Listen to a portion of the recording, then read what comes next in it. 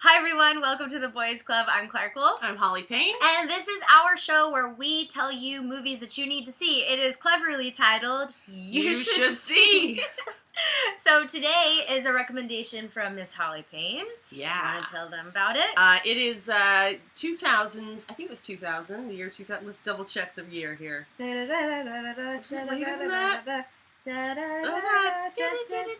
Anyway, the movie is Splice. Splice, it's 104 minutes. That's the only one I've seen. 2010. 2010. What am I saying 2000? I was just talking about another movie that was 2000. 2010, and it stars Sarah Polley, Canadian actress Sarah Polley, and Adrien Brody. And it is about two biochemists who are basically trying to come up with various proteins, and they're doing a lot of tests and creating their own. They're doing hybrid animals, yes. Correct? So it's basically like kind of, I mean, what it reminded me of is if you've got two breeds of dog and you try and mix them together, and then that dog is like good at something, and so they're trying to like take certain things, extract certain things out of animal hybrids. Right, but the animal hybrids that they come up with are nothing like any animal you have ever seen. It's a lot of kind of mixing and matching of genes and cells, and they kind of get into a situation where they create their own unique creature. Now, I have a question, actually. Yes. Let's address this right off the bat. Do we ever really find out what the animal combination is that creates the Dren? No. Okay. We don't. The only thing that we know, and I don't want to give a spoiler about this because you'll find out later in the film, but there are certain genes within this creature that are very specifically related to the narrative of the story. Yes. Human elements. Human, yes. We know that there are human genes involved. Yeah, yes. exactly. So, this movie was like a trip. It was a trip, and actually, I would love to know, and I'm sure our viewers would like to know, what is it about this movie that you were like, we gotta talk about this? Okay, so I am a huge Cronenberg fan. Yeah. I love David Cronenberg.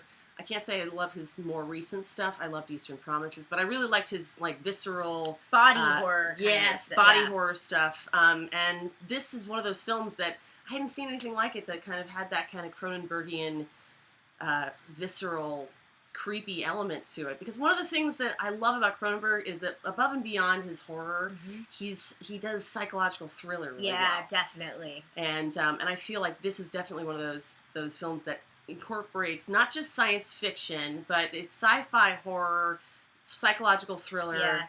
Yeah.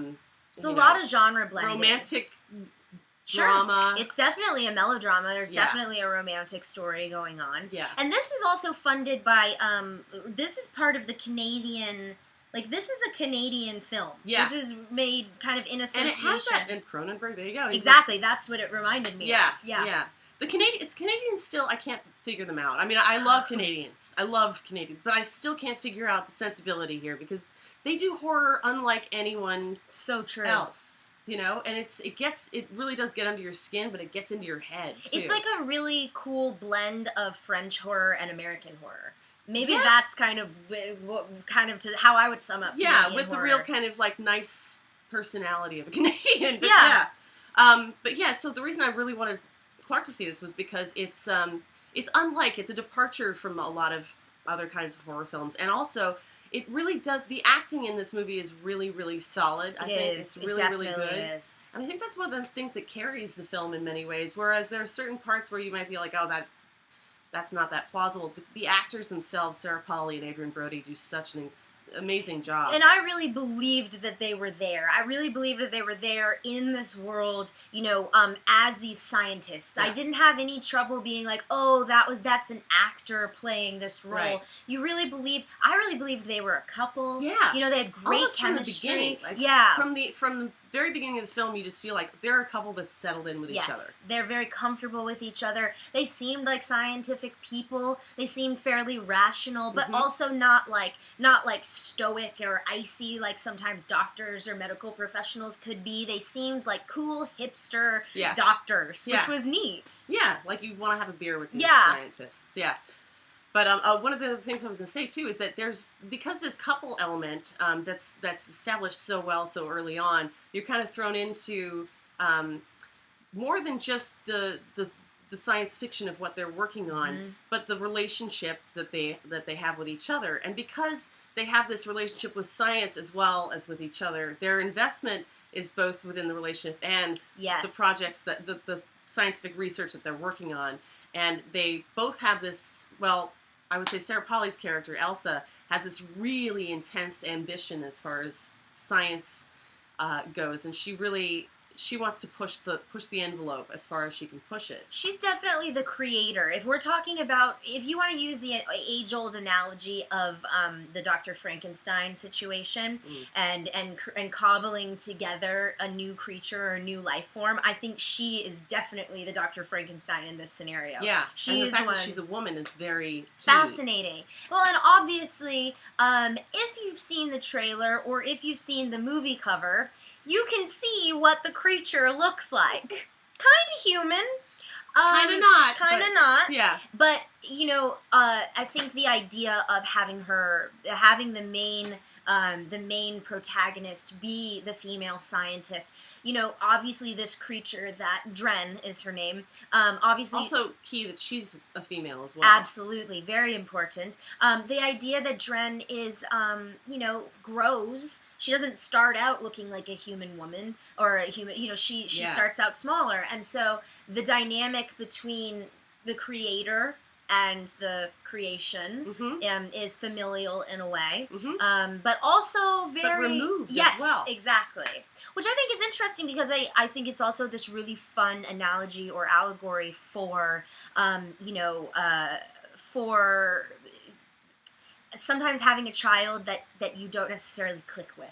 You know what I was thinking is that I felt like, I've seen this movie maybe 3 or 4 times now, and watching it again last night, I kind of felt like the question to me was, is Elsa more invested in the science, or is she more invested in control, or is she more invested in this sort of mothering that she takes on with this creature that she's made, that she's created, and whether and that's something that she wrestles with throughout the entire film, as does Adrien Brody's character Clive. They both kind of wrestle with, is this a science project or is this our child? And it's kind of this amazing,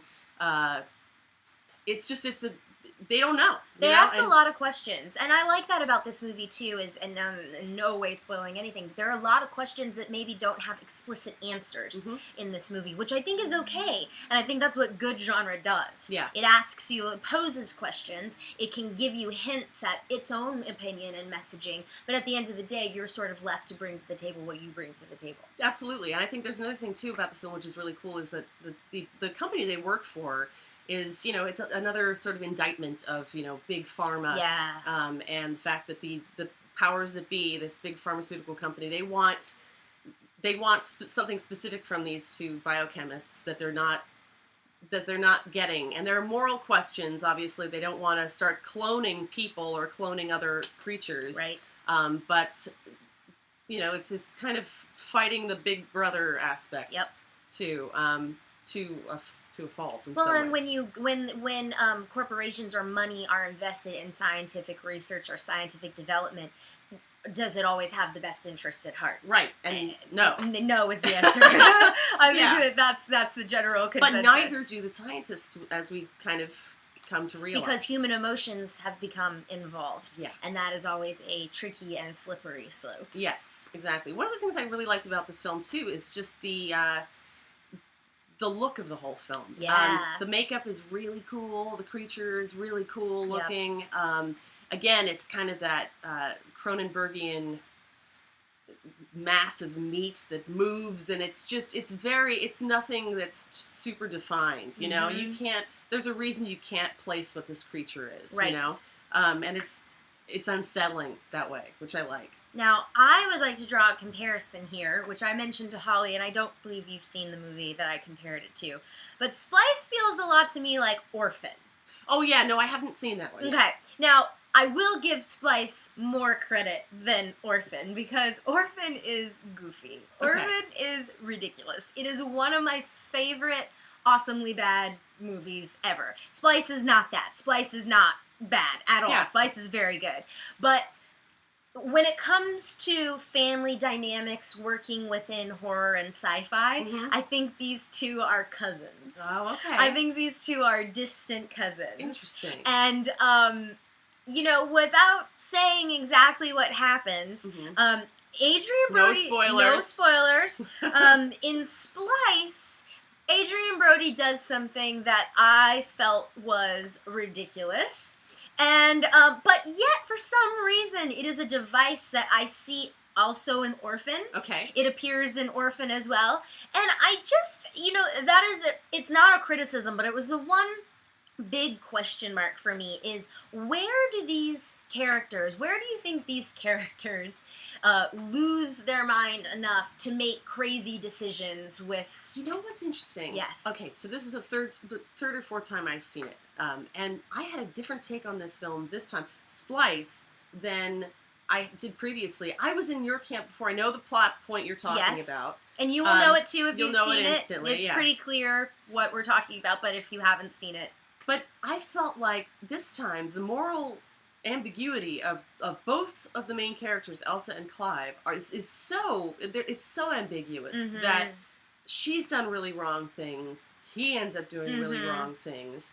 And my gut instinct after this last viewing wasn't, oh, he lost his mind. Yeah. Yeah, he did lose his mind, but so did she right before that. Yeah. And anyway, we're talking very in vague circles, but as you were saying, so the parallel with Orphan is something similar. And my thing too is in regards to because after this incident, that's a pretty major thing. Yeah.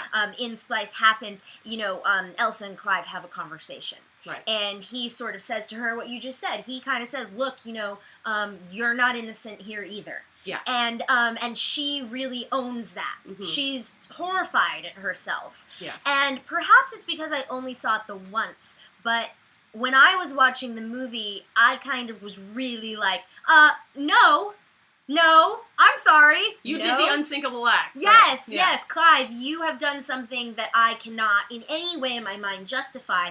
I could, in my mind, in some way justify Elsa's drive and pursuit and these choices that she's made. Could that be because we are female? Women, as opposed to having sort of the impulse that a man has, you know? I don't know. I pose that question to our viewers. I would love to hear some feedback if anybody watches this one and has some thoughts on that, or if you've seen the film. I would love to know your thoughts because I like to think that objectively it's because I am more a rational human being that I don't agree with what Clive did and I can't put myself in that position. Yeah.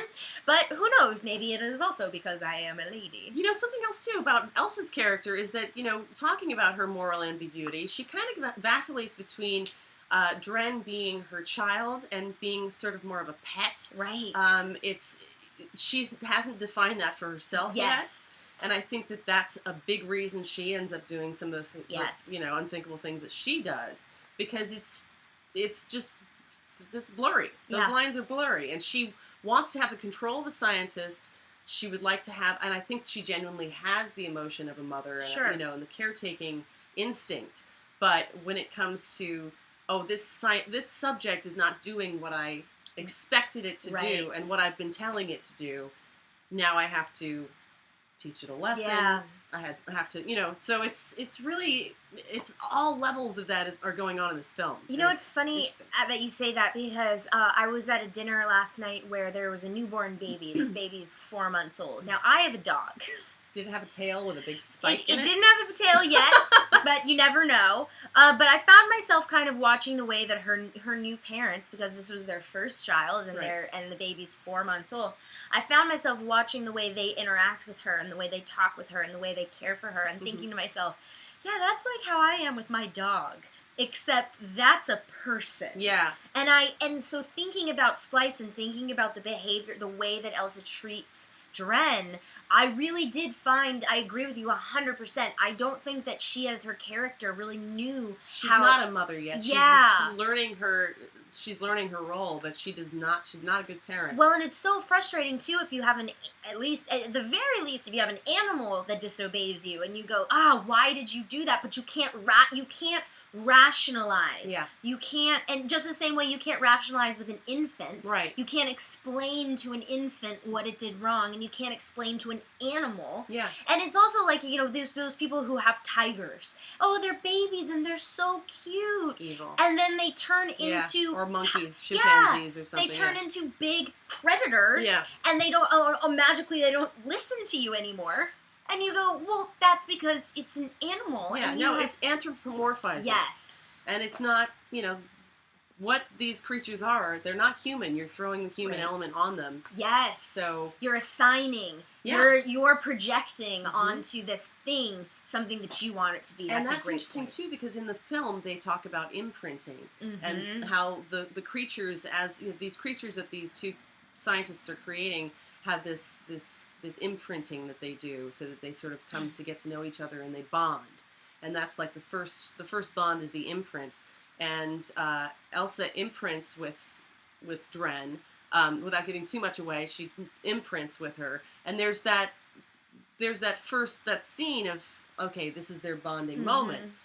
But despite all that, there's just elements that are just completely beyond hers or Clive's control, and it gets pretty ugly. It gets ugly. Yeah. It gets ugly. Yeah. It's definitely worth a watch, though. It's a really cool, and I think you hit the nail right on the head. There's nothing else like it. It's slick too. I mean, it's the look of this film is very. I mean, if you're into vinyl toys and stuff like that, like I am, there are like just the stuff they have in their apartment just blew me away. Seeing it again, I was like, what? They have money dolls. And they have all these awesome things in their flat, and they're cool people. Very cool. You definitely want to hang out with them. Before all this other stuff. Well, really developed characters too. Very much so. Each actor brought something to the table, and clearly informed by the set dressing and the design and all of those kinds of things. I mean, I think that because the gentleman who directed it definitely wrote it. He wrote it with somebody else, a couple other people, but yes, Vincenzo Natali. Vincenzo Natali, yes, and I was interested to find out that he also directed Ginger Snaps, which is kind of a guilty, cheesy. Guilty pleasure, horror, guilty pleasure. Yeah. And then Cube also, which I really like. That was the first I haven't Cube. seen Cube yet. So he's already got kind of, the films that he's done already are a little off kilter. But I think that's neat. He's a cool director, that's for sure. But I know that in a little bit of research that I had done about him and this film, it seemed to me like he really knew who they were. Absolutely. Meaning, like, he knew he wanted Sarah Polley and Adrien Brody. Great choices, by the way, too. Really great choices. I've been a Sarah Polley fan for years. I just love her. There's a film called Guinevere, if you've never seen it, with Stephen Ray. It came out in the late 90s. She's just an incredible actress and director herself. I have the most respect for her. But and Adrien Brody, too. I mean, really, I think he's a very interesting actor. Yeah, I would sit on his nose. Yeah. Sorry. What did I say? I give his nose kisses. I'm kidding. Kisses, Adrien Brody. No, he's awesome. And you know what? That was like kind of his, I wouldn't say his heyday. He's been doing really good work for a long time, but this is one of those roles where he can really, it's just so authentic. He owns it's so it. Played authentically. Yeah, he really is comfortable in that skin. You can tell. Both of them are really comfortable in their character skins. And the ancillary characters, too. Even the actors that I didn't recognize, which I'm guessing are all Canadian actors. Excuse me, Adrien Brody's brother, who, he's really good. Yeah, and I've never seen him people before. in the corporation, people overseeing their experimentation. All plausible, all very authentic. Totally. And I'm not going to go into the ending at all because, why? Because it's not a spoiler show. Yeah. But I like the dynamics throughout. Plausibility, I think, aside from the fact that there's a human spliced creature running around, plausibly, I could see all of this happening. Yeah. I could see all of this happening in real life. Yeah. Down to this every scene. Totally. There are some really strong and fallible female characters in this, Which too. is cool, because not every female character needs to be perfect. And I like seeing the flaws. Yeah, and it makes them more human too. The reflection of humanity in this film is one of the things that I like the most about it. They're very textured. These characters are very textured. There's not a lot of black and white, and they're not flat. No, it'll make you think. Yes, it's a thinking person's horror, sci-fi, psychological thriller. Something or other. So you should see it. You should see, and we'll have links in the comments or in the description below about where you can see it. Mm-hmm. I don't think it's on instant Netflix, but we'll find someplace for you. Amazon might have it. Yeah, we'll figure it out. So that's good. Yeah. So thank you guys for watching. Thanks for watching. We are working on a new weekly review show for a TV show. We're still trying to figure out how we're going to watch it. Yeah, we're working on that. In fact, I think it might be premiering tonight. It sure is. Yeah. So we're working on it. But we'll get back to you. So thank you guys so much for watching. I'm Clarke Wolfe. I'm Holly Payne. And we will see you next time. Bye. Hi. What are you laughing at? I just got the case of the giggles. She's giggling. Okay, start over. Are you ready? Yeah, I'm ready. Okay.